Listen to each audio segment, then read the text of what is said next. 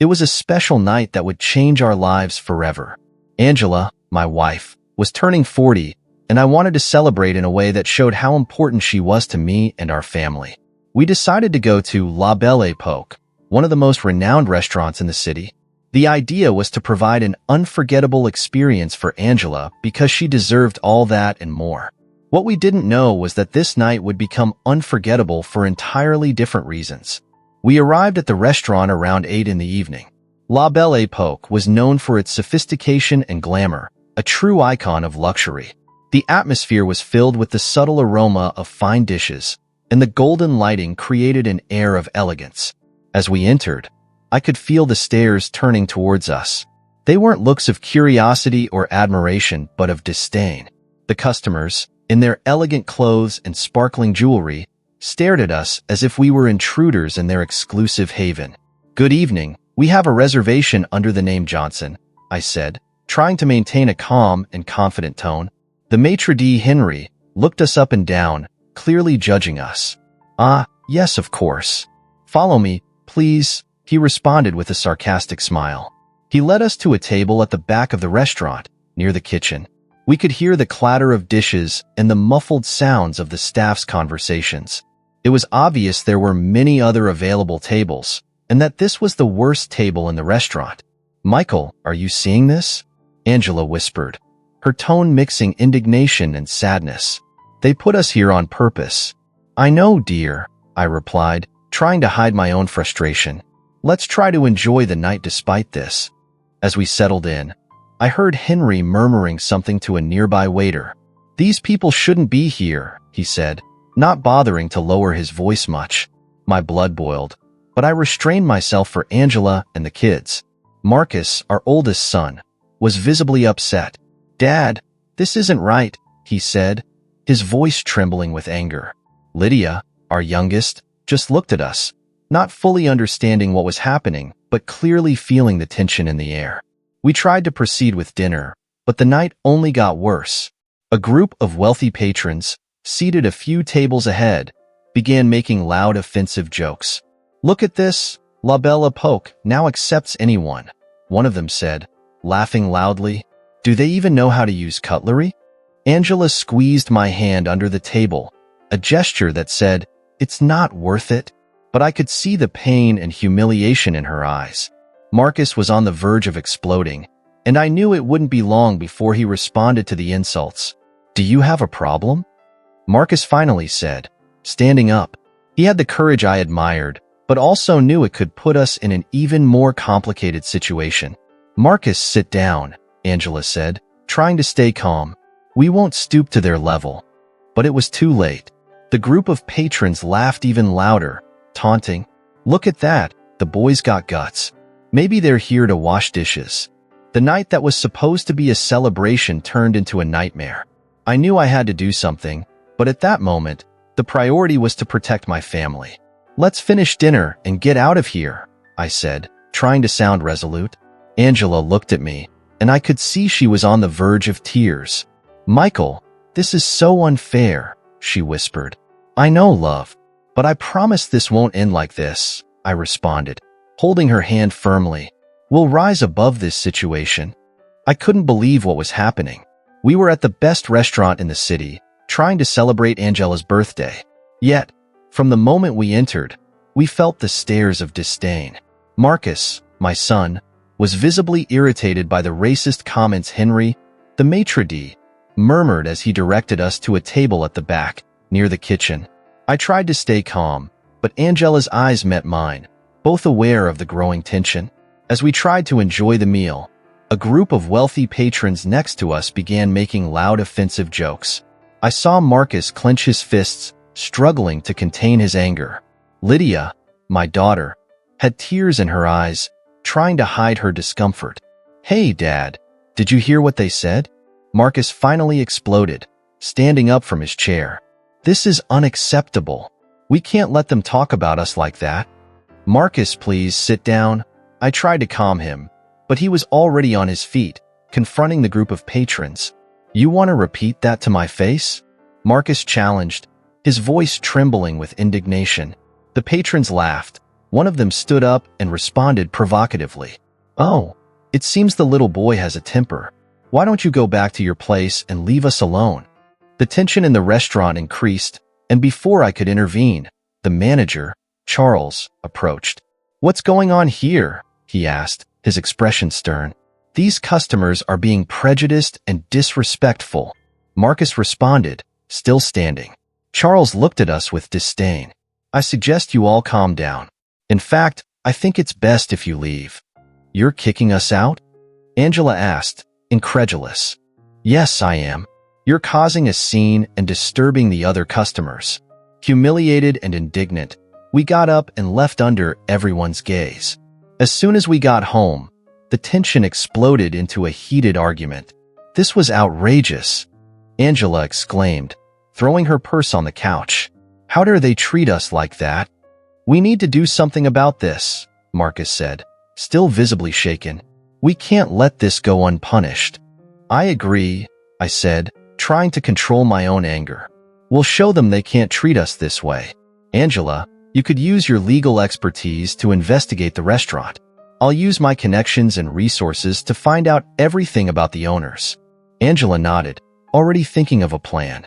"I'll start gathering evidence and testimonies from other discrimination victims at La Belle Époque. We need a solid base for any legal action." Marcus and Lydia, who had been silent until then, looked at each other. "We can create a social media campaign," Lydia suggested. "Exposing what happened to us can attract popular support." "Excellent idea," I said, feeling a new wave of determination. "We'll show them the power of our unity and resilience." That night, as everyone prepared for bed, I couldn't stop thinking about what had happened. The anger and humiliation we felt were transformed into fierce resolve. I promised myself and my family that we wouldn't rest until justice was served. When I woke up the next morning, I still felt the burning indignation inside me. The image of Angela and the kids being humiliated at La Belle Époque wouldn't leave my mind. I knew I had to do something. As a businessman, I always believed in the power of information and connections. I decided to use all available resources to thoroughly investigate the restaurant and its owner, Richard Harrington. The next days would be challenging, but we were determined to face every obstacle. The discrimination we suffered at La Belle Époque wouldn't be forgotten, and we would do everything in our power to ensure no one else went through what we did. While Angela began gathering evidence and testimonies, I dived into the investigation about the restaurant owners. Each of us had a crucial role to play, and together, we were ready to turn our indignation into action. I started researching online, sifting through news and legal cases. I spent hours digging through old files and forgotten reports, uncovering a pattern of discrimination covered by silent settlements. I called Angela, who was at her office, and shared what I had found. "Angela, you won't believe this. This guy, Richard Harrington, has a history of discrimination. Look at this, there are several lawsuits against him, but they were all settled out of court." Angela sighed on the other end of the line. "It was expected, Michael. Let's gather all possible evidence. I'll start contacting some people and see if we can get testimonies from other victims." As Angela delved into her legal research, Marcus and Lydia, still outraged by what happened, decided to take action on social media. They created a campaign called Justice for the Johnsons, where they detailed what had happened at the restaurant. The campaign quickly gained traction, with hundreds of shares and supportive comments. "Dad, you need to see this," Marcus said, showing his phone. "Our story is going viral. People are supporting us and sharing their own experiences of discrimination at La Belle Époque." I smiled, proud of my kids. "You two did an amazing job. Keep it up, we'll expose the truth." It didn't take long for the local media to start covering the story. Reporters called nonstop, wanting interviews and more details. The negative attention was beginning to pile up on the restaurant, and I knew Richard Harrington wouldn't stay silent for long. As expected, we received a letter from Richard Harrington, full of legal and financial threats. He was trying to intimidate us, but we were prepared. Angela read the letter out loud, with a mix of anger and determination. "He really thinks he can silence us with this? We won't give up, Michael. We have to keep going." Angela spent days and nights gathering evidence and testimonies from other victims. Her determination was unwavering. One night, she came home exhausted but with a satisfied smile. "I found a key witness, Michael. A former employee of the restaurant willing to testify against Richard. He saw and experienced many of the discriminations we're denouncing." "That's great, Angela. With his testimony, our case will be even stronger." As Angela dedicated herself to gathering evidence and testimonies, I decided to use my business connections to directly hit the restaurant's responsible parties. I called some influential contacts I had in the city, explaining the situation and the urgent need for a meeting with the main investors of La Belle Époque. With perseverance and a bit of insistence, I finally managed to arrange a meeting. It would be a secret meeting, away from the watchful eyes of the media and the restaurant staff. This meeting could be the key to turning the tide in our favor and ensuring justice was done. On the day of the meeting, I entered the conference room with a folder full of documents and a steely determination. The investors looked at us with curiosity and skepticism. "Gentlemen, thank you for seeing me. I'm here to talk about a serious problem affecting La Belle Époque." I presented all the evidence Angela and I had gathered. I showed testimonies, legal documents, and even social media prints where Marcus and Lydia's campaign was exploding. The investors' faces changed from skepticism to concern. #### a black family is ridiculed in a fancy restaurant, but their response is amazing. If this continues, the restaurant's reputation will plummet. And with it, your profits too. Richard Harrington was furious. "This is ridiculous. You're trying to destroy my business with these lies." I looked directly at him. "These aren't lies, Richard. They are facts. And the truth always comes out." The investors were silent for a few moments, exchanging significant glances. Finally, one of them spoke. "We need to reconsider our support for the restaurant.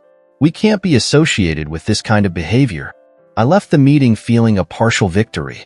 The pressure on Richard was mounting, and we knew he couldn't sustain this for long. Meanwhile, the social media campaign continued to grow, gaining support from public figures and human rights organizations. Our journey was far from over, but each step brought us closer to the justice and change we wanted to see. We were determined to turn that night of humiliation into a symbol of overcoming and resilience, not just for our family, but for everyone who has ever suffered discrimination. I was sitting at our dining room table, surrounded by piles of documents and notes. The previous night had been long, but finally, I found something that could change the game. Among the piles of papers was the name of a former employee of La Belle Époque, someone who could be the key to taking down Richard Harrington. I picked up the phone and dialed the number I had found. "Hello? Mr. Jameson?" My voice was firm, though my heart was racing. "Yes, who's speaking?" replied a hoarse voice on the other end. "My name is Angela Johnson.